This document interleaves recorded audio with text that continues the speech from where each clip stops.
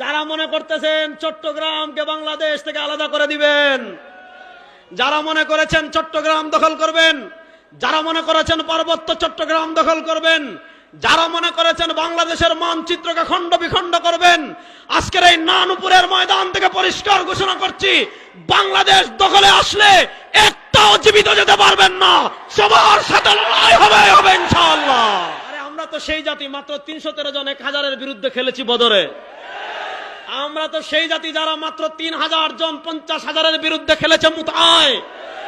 আমরা তো সেই জাতি যারা মাত্র 10,000 1.5 লাখের বিরুদ্ধে খেলেছে ইয়ারমুকে।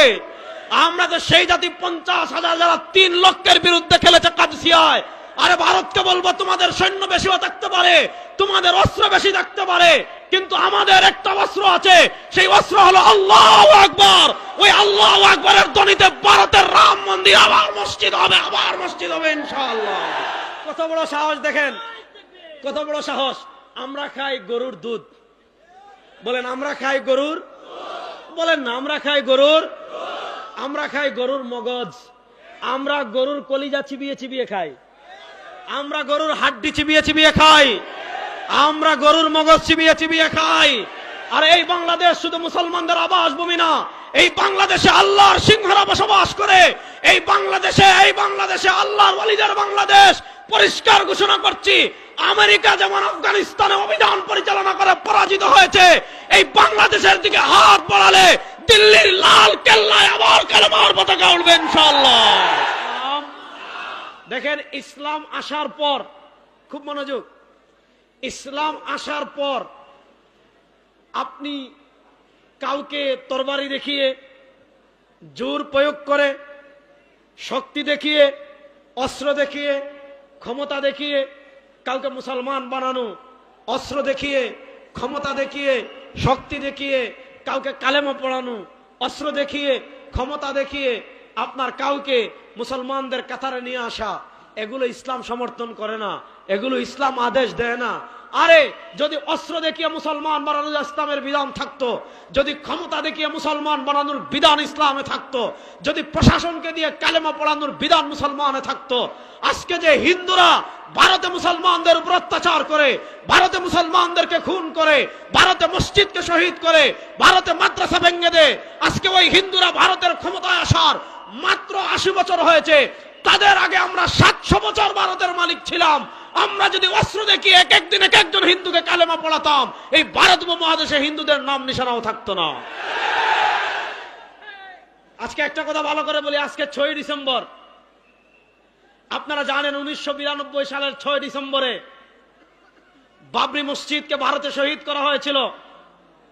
আজকে বাংলাদেশে যারা সংখ্যালঘু নির্যাতনের কথা বলে, ভারতের যে সকল সাংবাদিক নামক জানোয়ার গরুর পেশাব খেয়ে, গরুর গোবর খেয়ে যারা বাংলাদেশের বিরুদ্ধে অপপ্রচার করছে, বলা হচ্ছে বাংলাদেশে হিন্দুদেরকে নিপীড়ন করা হচ্ছে, মন্দির ভেঙে দেওয়া হচ্ছে, অত্যাচার করা হচ্ছে, এইটা করা হচ্ছে, ওইটা করা হচ্ছে। দেখেন, বাংলাদেশে আপনি কেমন কয়েকটা ইতিহাস দেখাতে পারবেন না, কোথাও মন্দির ভেঙে মসজিদ বানানো হয়েছে, কোথাও হিন্দুদের ধর্মীয় উপাসনালয় ভেঙে মসজিদ বানানো হয়েছে, কোথাও হিন্দুদের বাড়িতে আগুন দেওয়া হয়েছে, কোথাও হিন্দুদের ব্যবসায় আগুন দেওয়া হয়েছে, কোথাও হিন্দুদের পূজা পালন করতে বাধা দেওয়া হয়েছে, কোথাও হিন্দুদেরকে তাদের ধর্মীয় অনুশাসন পালন করতে বাধা দেওয়া হয়েছে। বাংলাদেশে এমন কোন নজির নাই।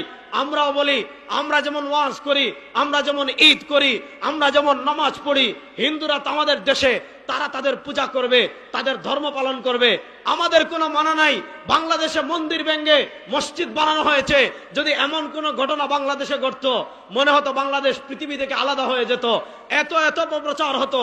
কিন্তু আমরা দেখেছি 1992 সালের 6 ডিসেম্বর ঐতিহাসিক বাবরি মসজিদকে ধ্বংস করে, ওই হিন্দু উগ্রবাদী সন্ত্রাসীরা বাবরি মসজিদকে ধ্বংস করে, সেখানে আজকে তারা রাম মন্দির নির্মাণ করেছে, সেখানে আজকে তারা হিন্দুদের মন্দির নির্মাণ করেছে। ভালো করে মনে রাখবেন, যেই জায়গায় মুসলমানরা একবার সিজদা দিয়ে দেয়, যেই জায়গায় মুসলমানরা একবার নামাজ পড়ে, ওইটা কিয়ামত পর্যন্ত মসজিদই থাকে। তোমরা যত রাম মন্দির বানাও, বাবরি মসজিদ কখনো বিলীন হবে না। সময় এসেছে ভারতে আবার কালেমার পতাকা উঠবে ইনশাআল্লাহ।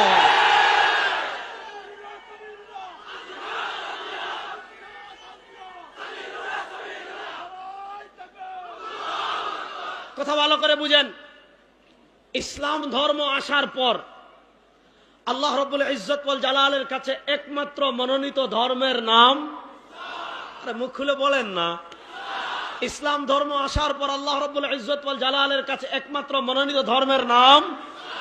তুমি আর ধর্ম পালনের স্বাধীনতা আছে, তুমি মুসলমান না হও আমার কিছু যায় আসে না, তুমি হিন্দু থাকো, তুমি বৌদ্ধ থাকো, তুমি ইহুদি থাকো, তুমি খ্রিস্টান থাকো, কিন্তু একটা আকীদা একদম ক্লিয়ার থাকতে হবে। সেই একটা আকীদা কি জানেন?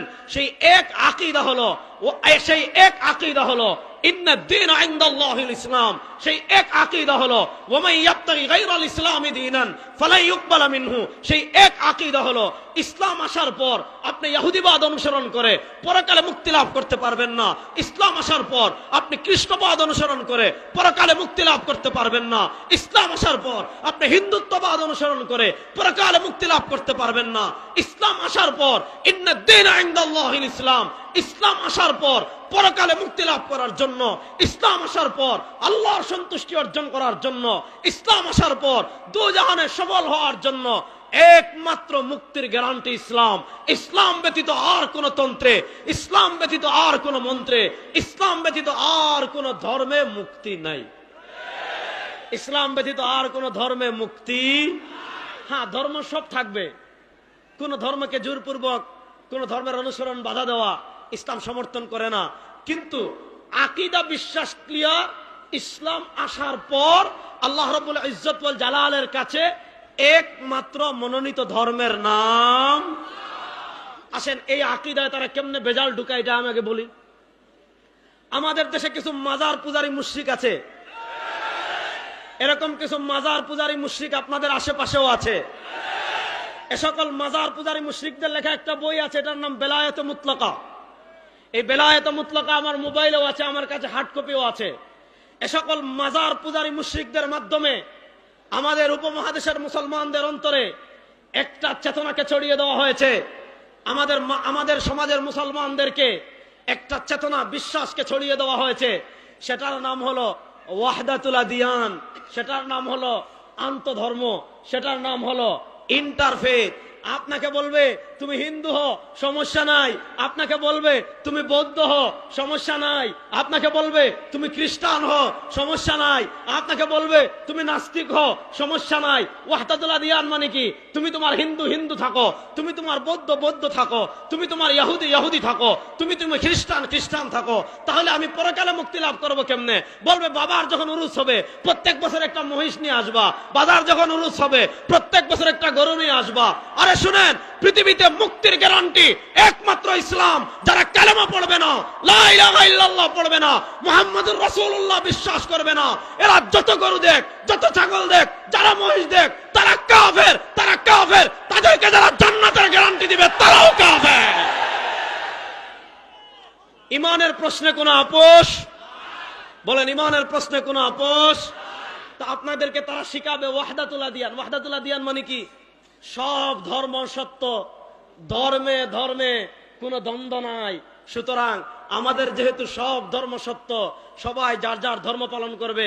ধর্ম ধর্ম নিয়ে আমরা কি করব না, ধর্ম ধর্মে কোনো সংঘাত নাই। সুতরাং হিন্দুরা তাদের মতো হিন্দু ধর্ম পালন করবে, ইহুদিরা তাদের মতো ধর্ম পালন করবে। আমরা সবাই যেহেতু সব ধর্ম সত্য, সুতরাং আমরা সবাই মিলে পৃথিবীতে শান্তি প্রতিষ্ঠা করার চেষ্টা করব। বাস তারা আপনাকে শিখাবে আমাদের ধর্মীয় পরিচয় বড় না, আমাদের বড় পরিচয় আমরা মানুষ। তারা আপনাদেরকে শিখাবে আমাদের ধর্মীয় পরিচয় বড় পরিচয় না, আমাদের বড় পরিচয় আমরা মানবতা। আমরা বলি হ্যাঁ আমাদের মানুষ পরিচয়, এটা তো সত্য, ঠিক আছে, কিন্তু আমাদের কাছে সবচেয়ে বড় পরিচয় মানবতা না। আমাদের কাছে সবচেয়ে বড় পরিচয় জাতীয়তাবাদ না। আমাদের সবচেয়ে বড় পরিচয় আমরা বাঙালি না, এটা না। আমাদের সবচেয়ে বড় পরিচয় আমরা বাংলাদেশি না, এটা না। আমাদের সবচেয়ে বড় পরিচয় আমরা মুসলমান। বলেন, এটা আত্মপরিচয় মনে রাখতে হবে। আমাদের সবচেয়ে বড় পরিচয় আমরা। আপনি মানবতার কথা আমাদেরকে শিখাবেন। শুনেন, যেই মানবতা কোরআন হাদিস আমাদেরকে শিখিয়েছে, যেই মানবতা আল্লাহ আমাদেরকে শিখিয়েছেন, যেই মানবতা সরওয়ার দু আলম সাল্লাল্লাহু আলাইহি ওয়াসাল্লাম আমাদেরকে শিখিয়েছেন, সেই মানবতা আমাদের মাথার উপর। আপনি আমেরিকা থেকে মানবতা আমদানি করবেন, ভারত থেকে মানবতা আমদানি করবেন, চীন থেকে মানবতা আমদানি করবেন, রাশিয়া থেকে মানবতা আমদানি করবেন। পরিষ্কার কথা বলছি, পরিষ্কার কথা বলছি, যেই মানবতা কোরআন সাপোর্ট করে না, যেই মানবতা সরওয়ার দু আলম সাপোর্ট করেন না, যেই মানবতা সাহাবায়ে কেরাম সাপোর্ট করেন না, কোরআন বিরোধী যত মানবতার কথা বলবেন, রাসূলের হাদিস বিরোধী যত মানবতার কথা বলবেন, সেই মানবতায় আমরা 1000 বার লাথি মারি। বলেন, সেই মানবতায় আমরা 1000 বার। এবার বুঝেন, আমাদের সবচেয়ে বড় পরিচয় মানবতার পরিচয় না, আমাদের সবচেয়ে বড় পরিচয় আমরা মুসলমান, আমাদের সবচেয়ে বড় পরিচয় আমরা লা ইলাহা ইল্লাল্লাহ মুহাম্মাদুর রাসূলুল্লাহ বিশ্বাসী। এর বাইরে দ্বিতীয় কোনো পরিচয় আমাদের নাই। তাহলে বুঝেন, এই যে ইন্টারফেথ, আপনি দেখবেন মাইজ ভান্ডারের থেকে একটা বই প্রকাশিত হয়েছে, বেলায়েত মুতলাকা, এটা আমি 3 বার পড়েছি। বেলায়েত মুতলাকায় ওয়াহদাতুল আদিয়ানকে প্রমোট করা হয়েছে, অর্থাৎ পৃথিবীতে ধর্মে ধর্মে সংঘাত নাই, আমরা সবাই মিলেমিশে থাকবো। আমি তাদেরকে বলতে চাই, যদি সব ধর্ম মিলেমিশে থাকার কথা, আমার নবী কেন উহুদে রক্ত জড়ালেন? আমার নবী কেন দমদম শহীদ করলেন? আমার নবী কেন মক্কা থেকে হিজরত করলেন? আরে মক্কাবাসী তো আমার নবীকে কসমেটিক্স ঐক্যের প্রস্তাব দিয়েছিল, মক্কাবাসী তো মিলেমিশে থাকার কথা বলেছিল। ইসলাম আসার পর বিধর্মীদের সাথে আকীদার প্রশ্নে আমাদের কোনো আপোষ নাই। ইসলাম আসার পর আপনি যত ধর্ম অনুসরণ করেন পরকালে মুক্তি লাভ করতে পারবেন না। ওয়া মান ইয়াবতাগি গায়রাল ইসলামি দীনান ফালা ইউকবালা মিনহু। ইসলাম আসার পর আমাদের পরিষ্কার মেসেজ, পরিষ্কার বার্তা বিশ্ববাসীর উদ্দেশ্যে, যদি জান্নাত লাভ করতে চান ইসলাম ছাড়া বিকল্প কোনো পথ নাই। তাই আল্লাহ তার নবীকে 1 নম্বর পাঠিয়েছেন ওয়াদিনিল হক। আল্লাহ তার নবী করিম সাল্লাল্লাহু আলাইহি ওয়াসাল্লামকে পাঠিয়েছেন একটা সত্য ধর্ম দিয়ে। কেন পাঠিয়েছেন? বিশাল বিশাল উরুস করার জন্য না। কেন পাঠিয়েছেন? বিশাল বিশাল মহিষে মালা লাগিয়ে আর গান বাজনা করে করে করে করে বাবার কবরে গিয়ে সিজদা দেওয়ার জন্য না। আল্লাহ তার নবীকে পাঠিয়েছেন চট্টগ্রামের শহরের যত মিষ্টি আসে সব খেয়ে ফেলার জন্য না। আল্লাহ তার নবীকে পাঠিয়েছেন আপনি চট্টগ্রাম শহরের যত ছাগল আছে সব জবেহ করে শত শত ডেক বিড়ালি রান্না করে খাওয়ার জন্য না। আপনি মিষ্টি খান, আমার কোনো আপত্তি নাই, হালাল খাবার। আপনি জিলাপি খান, আমার কোনো আপত্তি নাই, হালাল খাবার। কিন্তু আল্লাহ তার নবী করিম সাল্লাল্লাহু আলাইহি ওয়াসাল্লামকে দুনিয়াতে দ্বীন হক দিয়ে কেন পাঠিয়েছেন? আল্লাহ তাআলা নবী করিম সাল্লাল্লাহু আলাইহি ওয়াসাল্লামকে সত্য ধর্ম ইসলাম দিয়ে এজন্যই দুনিয়াতে পাঠিয়েছেন, লিউযহিরাহু আলাদ দ্বীনি কুল্লিহি, লিউযহিরাহু আলাদ দ্বীনি কুল্লিহি। সমাজের সব জায়গায়, সমাজের সব সেক্টরে, ব্যক্তি বলেন, পরিবার বলেন, অর্থনীতি বলেন, ব্যবসা বাণিজ্য বলেন, রাজনীতি বলেন, বিচার ব্যবস্থা বলেন, সংসদ বলেন, সংবিধান বলেন, জীবনের সব ক্ষেত্রে মানুষের তন্ত্র মন্ত্রকে মুছে দিয়ে, মানুষের বানানো আইনকে মুছে দিয়ে, মানুষের বানানো বিধানকে মুছে দিয়ে আল্লাহর কোরআন প্রতিষ্ঠার জন্য, আল্লাহর দ্বীন প্রতিষ্ঠার জন্য, আল্লাহর ইসলাম প্রতিষ্ঠার জন্য আল্লাহ তার নবীকে পাঠিয়েছেন। লিউযহিরাহু আলাদ দ্বীনি কুল্লি। গণতন্ত্রের উপর বিজয়ী থাকবে ইসলাম। বলেন, গণতন্ত্রের উপর বিজয়ী থাকবে? আরে মানুষ কথা বলে না রে। গণতন্ত্রের উপর বিজয়ী থাকবে, ধর্মনিরপেক্ষতার উপর বিজয়ী থাকবে, সমাজতন্ত্রের উপর বিজয়ী থাকবে, হিন্দুত্ববাদের উপর বিজয়ী থাকবে, ইহুদিবাদের উপর বিজয়ী থাকবে, খ্রিস্টবাদের উপর বিজয়ী থাকবে, নাস্তিকতার উপর বিজয়ী থাকবে, ব্রিটিশের বানানো আইনের উপর বিজয়ী থাকবে, হিন্দুত্ববাদী আগ্রাসনের বিরুদ্ধে বাংলাদেশে বিজয় থাকবে।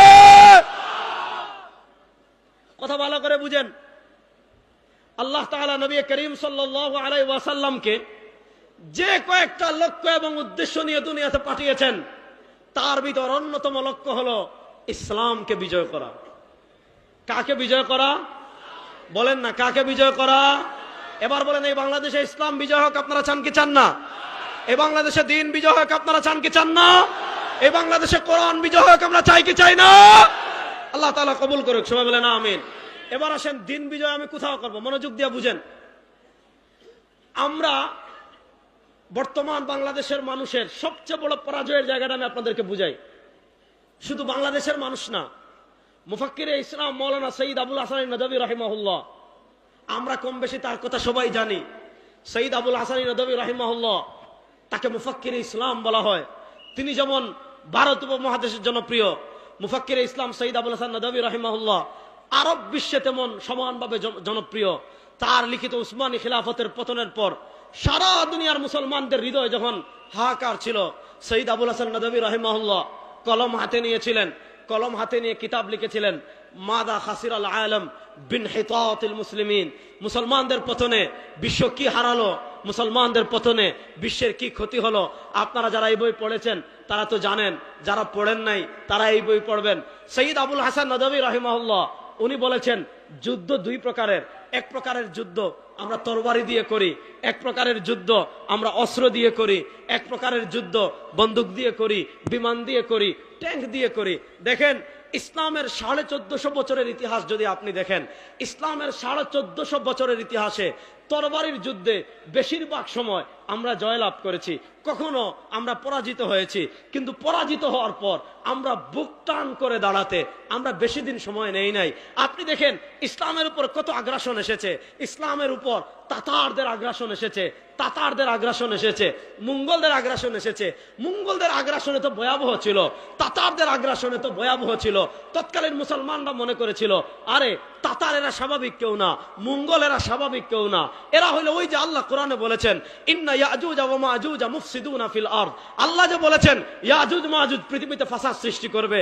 হযরত ঈসা আলাইহিস সালামের বদদুয়া ছাড়া ইয়াজুজ মাজুজকে পৃথিবীতে কেউ আটকাতে পারবে না। আরে মুঙ্গলদের আগ্রাসন যখন মুসলমানদের কাছে এসেছে, বাগদাদকে তারা নিঃশ্বাস করে দিয়েছে, পুরা বাগদাদকে তারা ধ্বংস করে দিয়েছিল, বাগদাদেরকে পুরো স্তূপ করে দিয়েছিল, একজন মানুষ জীবিত রাখে নাই, একটা ঘর বাড়ি রাখে নাই, সবকিছু ধ্বংস করে দিয়েছিল, সব বই তারা দজলা ফুরাতে ফেলে দিয়েছিল। তৎকালীন মুসলমান মনে করেছিল, তৎকালীন পৃথিবী অনেকেই মনে করেছিল ইয়াজুজ মাজুজকে দুনিয়ার কেউ থামাতে পারবে না। ওই ইয়াজুজ মাজুজই হলো কি ওই আপনার হলো মুঙ্গলরা। ওই তাতারদের ফিতনা মুসলমান বুক টান করে দাঁড়িয়ে গিয়েছে, তাতারদের স্রোতকে মুসলমান থামিয়ে দিয়েছে, রক্ত দিয়ে থামিয়ে দিয়েছে, জীবন দিয়ে থামিয়ে দিয়েছে, জিহাদ করে থামিয়ে দিয়েছে। তাতারদেরকেও মুসলমান বুঝিয়ে দিয়েছিল আরে তাতারদের সৈন্য থাকতে পারে, ক্ষমতা থাকতে পারে, অস্ত্র থাকতে পারে, সংখ্যা তারা হাজার হাজার হতে পারে, লক্ষ লক্ষ হতে পারে, কিন্তু যাদের অন্তরে ঈমান আছে তাদেরকে পরাজিত করবে পৃথিবীতে এমন কোনো শক্তি নাই। তাতারদেরকে মুসলমান বুক টান করে আটকে দিয়েছে। আপনারা দেখেছেন ধর্মযুদ্ধের কথা জানেন, ক্রুসের যুদ্ধের কথা, ক্রুসের যুদ্ধ মুসলমান বুক টান করে আটকে দিয়েছে। সুলতান সালাউদ্দিন আইয়ুবী রাহিমাহুল্লাহর কথা আমরা জানি, সুলতান নুরউদ্দিন জঙ্গি রাহিমাহুল্লাহর কথা আমরা জানি, সুলতান ইমারউদ্দিন জঙ্গির কথা আমরা জানি, আমরা রুকনুদ্দিন বাইবার্সের কথা জানি, যারা আপনারা কি করেছিলেন ক্রুসের যুদ্ধে মুসলমানদের নেতৃত্ব দিয়েছিলেন। সারা পৃথিবীর সম্মিলিত ইহুদি খ্রিস্টান শক্তি ক্রুসের যুদ্ধ করেছিল, মুসলমানদেরকে হারাতে পারে নাই। বেশিরভাগ যুদ্ধে মুসলমানরা জয়লাভ করেছে। এক যুদ্ধ এমন হয়েছে মুসলমানরা পরাজিত হয়েছে, কিন্তু পরাজিত হওয়ার পর মুসলমানরা বুক টান করে দাঁড়াতে, প্রতিশোধ নিতে সময় লাগে নাই। আপনি বর্তমান যুগে তরবারির যুদ্ধের কথাগুলো বলেন, আমি আপনাকে ইয়ারমুকের গল্প শোনালাম না, কাদসিয়ার গল্প শোনালাম না। মুসলমানদের সাথে বর্তমানেও ফাইটে যে খেলাগুলো হচ্ছে, ফাইটে যে যুদ্ধগুলো হয়েছে, আপনার আফগানিস্তানে দেখেন পৃথিবীর সুপার পাওয়ার আমেরিকার সাথে আমাদের তালেবান ভাইরা 20 বছর লড়াই করেছে, আমেরিকা পরাজিত হয়েছে, তালেবান বিজয়ী হয়েছে। আপনারা দেখেছেন ফিলিস্তিনে খেলা চলছে আজকে হলো 6 ডিসেম্বর। এই 7 অক্টোবরের আগের 7 অক্টোবর তুফান আল আকসা, তুফান আল আকসা শুরু হয়েছে 2023 সালের 7 অক্টোবর। আজকে দেখেন 2024 সালের 6 ডিসেম্বর, অর্থাৎ আগামীকাল তুফান আল আকসা শুরু হওয়ার 1 বছর 2 মাস পূর্ণ হবে। আপনি যুক্তি দিয়ে হিসাব মিলাতে পারবেন না, আপনি আধুনিক ক্যালকুলেটর দিয়ে হিসাব মিলাতে পারবেন না। আপনি কেমনে হিসাব মিলাবেন? পৃথিবীর সবচেয়ে বড় কারাগারের নাম হলো গাজা। এটার চতুর্দিকে ইসরায়েল কি দিয়েছে? কাঁটাতার দিয়ে রেখেছে, এমন ভয়াবহ কাঁটাতার দিয়ে রেখেছে যে আপনি কাঁটাতারে তারা বিদ্যুতের লাইন দিয়ে রেখেছে, আপনি কাঁটাতারে হাত দিলে কারেন্টে শর্ট খাবেন। কাঁটাতারে এমন আধুনিক অস্ত্র ব্যবহার করে রেখেছে যে আপনি কাঁটাতারের পাশ দিয়ে হাঁটলে সিগন্যাল বাজবে যে কেউ হাঁটতেছে। পুরা গাজা অবরুদ্ধ, আপনি চাইলে গাজা থেকে বের হতে পারবেন না, আপনি চাইলে গাজায় ঢুকতে পারবেন না। গাজায় ঢুকার মাত্র একটা গেট আছে মিশরের দিক থেকে, ওই গেট দিয়ে যদি গাজায় খাবার ঢুকে ইসরায়েলি সৈন্যরা আগে চেক করে, ওই গেট দিয়ে যদি গাজায় পানি ঢুকে ইসরায়েলি সৈন্যরা আগে চেক করে, ওই গেট দিয়ে গাজায় যদি পোশাক ঢুকে ইসরায়েলি সৈন্যরা আগে চেক করে। আপনি বুঝেন একটা পানির বোতল ইসরায়েলি সৈন্যদের চেকপোস্ট ছাড়া ঢুকতে পারে না, এক ট্রাক ত্রাণ ইসরায়েলি সৈন্যদের চেকপোস্ট অতিক্রম করা ছাড়া গাজায় ঢুকতে পারে না। ওই এমন একটা জীবন্ত উপত্যকায় থেকে বছরের পর বছর এই যে তুফান আল আকসা শুরু হওয়ার 1 বছর 2 মাস হয়ে গিয়েছে, ওই 1 বছর 2 মাস থেকে এই ধরনের জীবন্ত কারাগারে থেকে যে হামাসের বীর মুজাহিদেরা পৃথিবীর সুপার পাওয়ার ইসরায়েলের সাথে লড়াই করে, জিহাদ করে, যুদ্ধ করে পৃথিবীর মুসলমানদেরকে মেসেজ দিয়েছে, এই বার্তা দিয়েছে, আরে যারা আল্লাহর সাথে যুদ্ধ, আল্লাহর জন্য যুদ্ধ করে, যারা আল্লাহর পতাকাকে বুলন্দ করার জন্য যুদ্ধ করে, যারা ইসলামকে প্রতিষ্ঠা করার জন্য যুদ্ধ করে, পৃথিবীর কোন সুপার পাওয়ার তাদের পরাজিত করতে পারে না, পারে না, পারে না।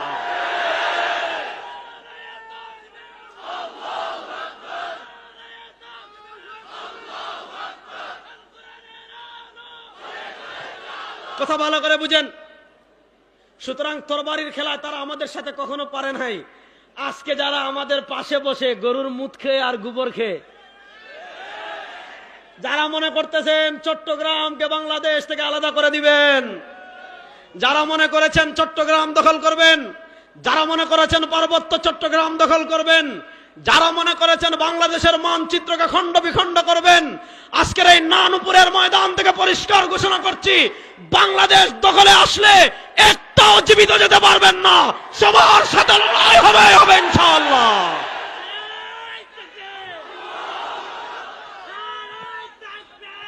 কথা ভালো করে বুঝেন।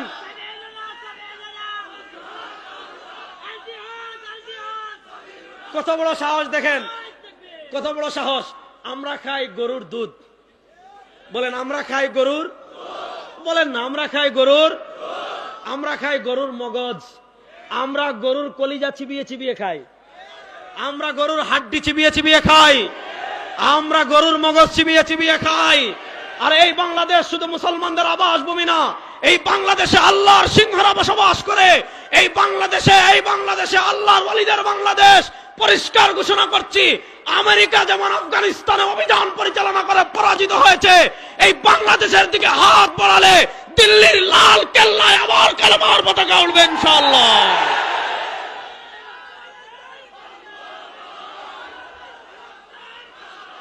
শুনেন শুনেন, চট্টগ্রামের মুসলমান আপনাদেরকে মেসেজ দিয়ে যায়, এই চট্টগ্রামকে দ্বিখণ্ডিত করার জন্য এই ভারতের কিছু সাংবাদিক আছে, এদেরকে গরুর পেশাব খেয়ে এদের মাথার পেশার নামবে না।